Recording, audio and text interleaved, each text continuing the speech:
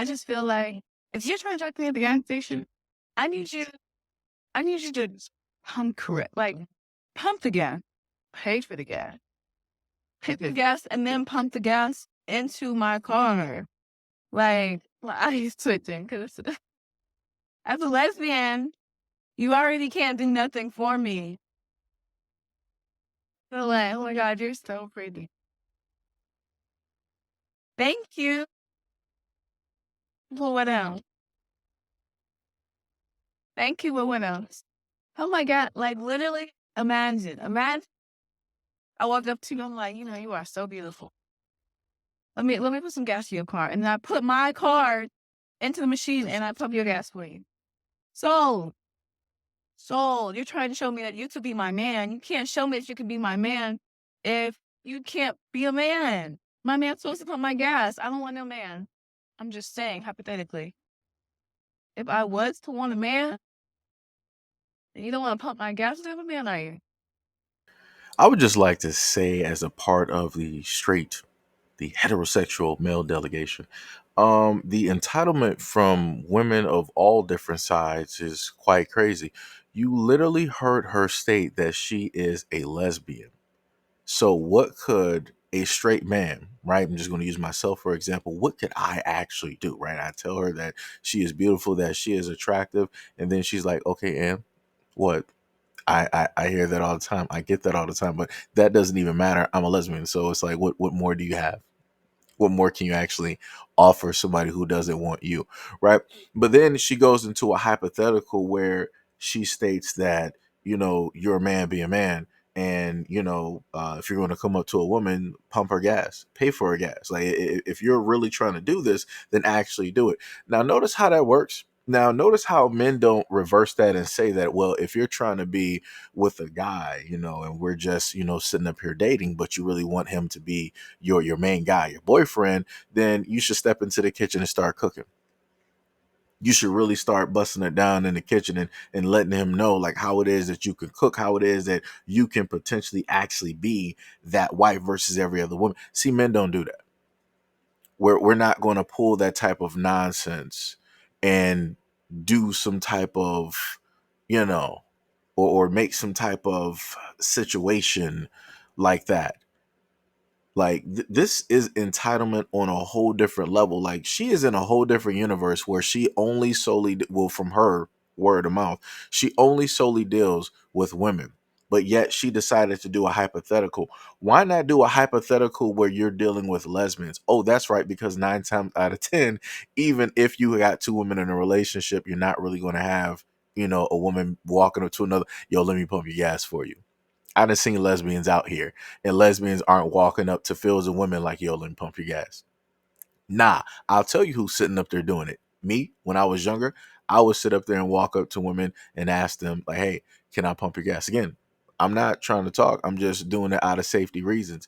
And you have a lot of other men that also do the same things. But you also have some guys who are generous as well, too. It's like, yo, I got women in the family, whatnot, whatever, XYZ. Let me just simply pay for your gas. Just to sit up there and do something nice. I've done that even being younger, where I've seen older women like, hey, you're going to sit up there and put like, 10 or 15 directly on five. No problem. I'll sit up there and pay for that. It's cool. Whatever, go about your day. That's it. It's that simple. You just want to do something nice or something kind for somebody else because you feel like doing it. That's something that you want to do. But for whatever reason, in instances like this, you have a lot of women that feel that if a guy gives a compliment or if a guy offers to pay for something or pump gas, that immediately the guy wants to get your number. The guy wants to sleep with you. The guy really wants something more. But realistically, guys are very simple. We sometimes just want to do something just because we actually feel great. We might actually have a good day. The sun might be shining correctly. And it's like, yo, I want to do something nice for somebody. That's it. Like it's literally that simple. It doesn't require a think piece like this from a woman who said that she is a self-proclaimed lesbian to state that she don't need nothing from no straight guys. But hey, if you are to do it, prove to me that you could be that guy. Even though I'm not interested, I still want you. I will still want to see it. I still want you to prove it. Pay for my gas. Shouldn't you be telling lesbian women to pay for your gas? But I promise you're not telling them to sit up there and do it. But the funniest thing, like I told people before in a different video, you literally have lesbian women out here who take on the role of quote unquote being the guy in the relationship, and they feel like they're being mistreated.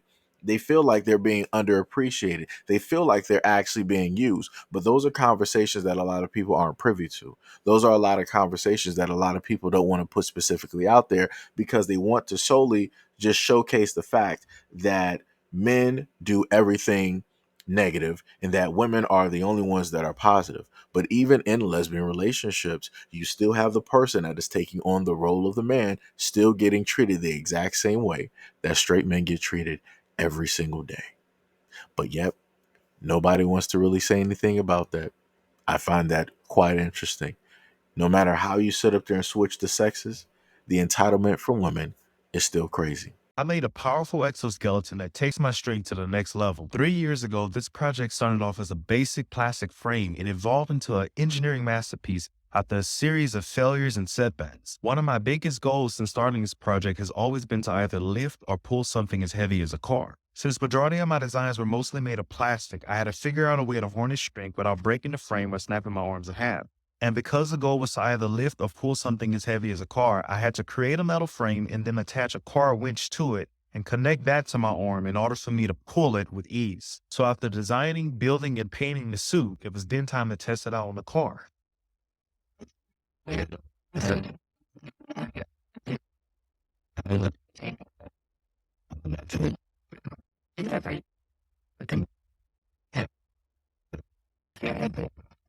Even though this design may need more upgrades and added strength, the overall design and function of it may very well mark the beginning of the exoskeleton era.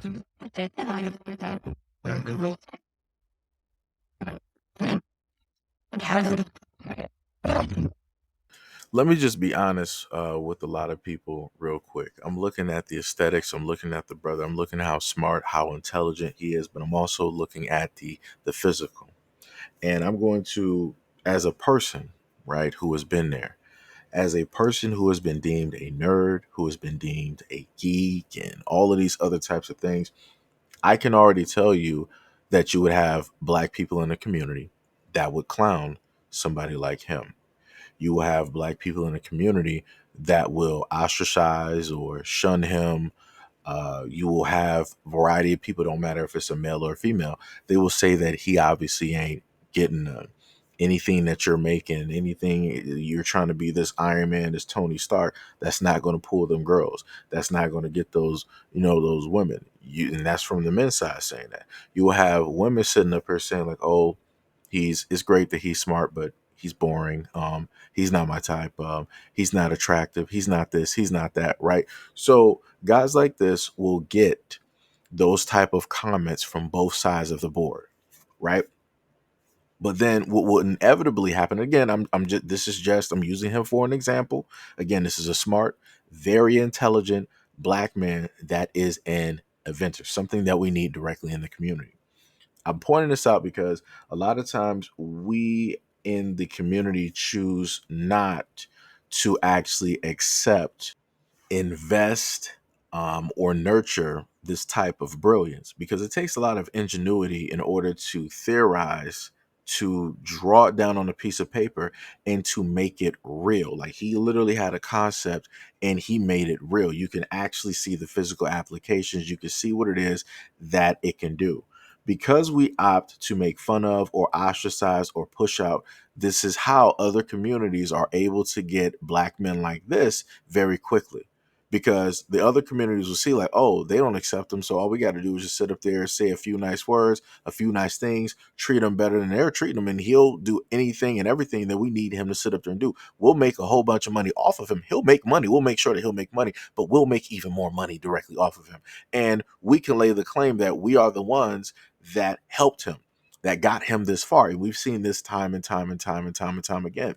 And then what happens with that is that people in the black community, the same ones that shunned him, that didn't want to accept him, that didn't want to look at his intelligence, his genius, they'll be the ones to get mad, call him, oh, he's a sellout, he's this, he's that, right? From both sides. Don't matter if it's male or female. Both sides will sit up there and call this dude a sellout and no, he's going over here with them and helping them make money. But those same people that want to be as judgmental as they are never want to look at themselves as the problem and why it is that somebody like this would rather be or amongst other people or consider them friends or family, right?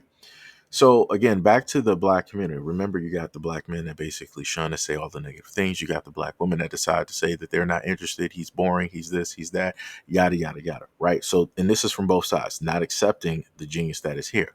But the moment in time that he, and again, this is just using him as an example, the moment in time that a black man like him decides that, hey, well, I can't get any acceptance from the black men in the community, and I'm pretty much shunned or not even looked at as attractive from the black women in the community, I'm going to just go wherever. Whoever, is the first one to basically see my brilliance, to basically accept me for the person that I am, that I look like, I'm just going to be with that person. And inevitably, 9 times out of 10, the main people that swoop in and snatch up dudes like this just so happen to be white women. It just so happens to be them.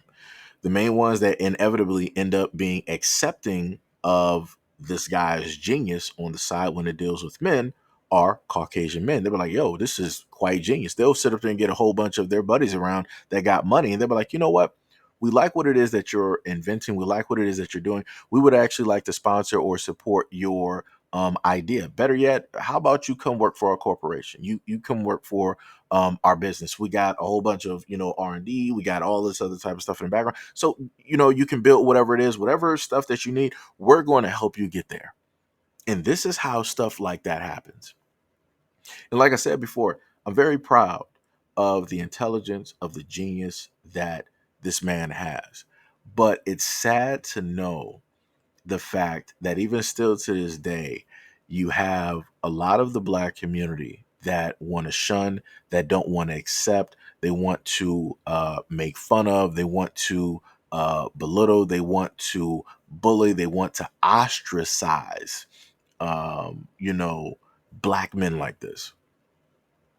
And it's crazy.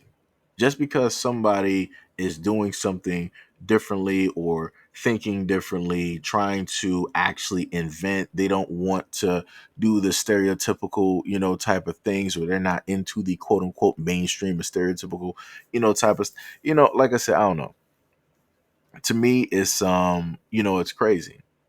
It's massively crazy. But I can promise you, chances are very great the black community would not invest in him.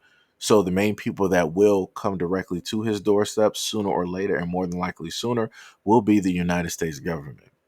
And the United States government is Caucasian, and they got money.